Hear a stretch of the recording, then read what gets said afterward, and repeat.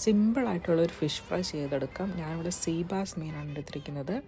വളരെ ടേസ്റ്റി ആയിട്ടുള്ള മീനാണ്. അപ്പോൾ ഒത്തിരി മസാലകളൊന്നും ചേർത്ത് ടേസ്റ്റ് കളയണ്ട. ഞാൻ ആവശ്യത്തിന് വേണ്ട മുളക് പൊടിയും അതുപോലെ തന്നെ കുറച്ച് മഞ്ഞൾപ്പൊടിയും ഫ്രഷ്ലി ക്രഷ് ചെയ്ത പെപ്പർ, ആവശ്യത്തിന് വേണ്ട ഉപ്പും ഒരു ടീസ്പൂണോളം വെളിച്ചെണ്ണയും കൂടെ ചേർത്തിട്ട് നന്നായിട്ട് മാരിനേറ്റ് ചെയ്ത് ഏകദേശം ഒരു മണിക്കൂറോളം റെസ്റ്റ് ചെയ്യാൻ വയ്ക്കുന്നുണ്ട്.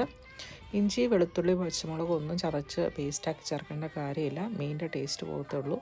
അപ്പോൾ പാൻ വെച്ചതിന് ശേഷം വെളിച്ചെണ്ണ ചേർത്ത് കൊടുക്കുക. അതിലേക്ക് നമ്മുടെ മീൻ വെച്ച് കൊടുത്തിട്ട് മാക്സിമം ഒരു 5-6 മിനിറ്റ് മതി കേട്ടോ വെന്ത് കിട്ടാൻ.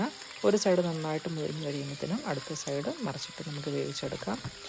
ഈസി ആയിട്ടും സിമ്പിളായിട്ടുള്ള റെസിപ്പിയാണ്. വളരെ ടേസ്റ്റി ആയിട്ടുള്ള മീനാട്ടോ സീ ബാസ് എന്ന് പറയുന്നത്. അപ്പോൾ എല്ലാവരും ഒന്ന് ട്രൈ ചെയ്യുക ഈ രീതിയിൽ. ചാനൽ ആദ്യമായിട്ടാണ് കാണുന്നതെങ്കിൽ ചാനൽ എല്ലാവരും ഒന്ന് സബ്സ്ക്രൈബ് ചെയ്യുക, സപ്പോർട്ട് ചെയ്യുക. Thanks for watching. See you again.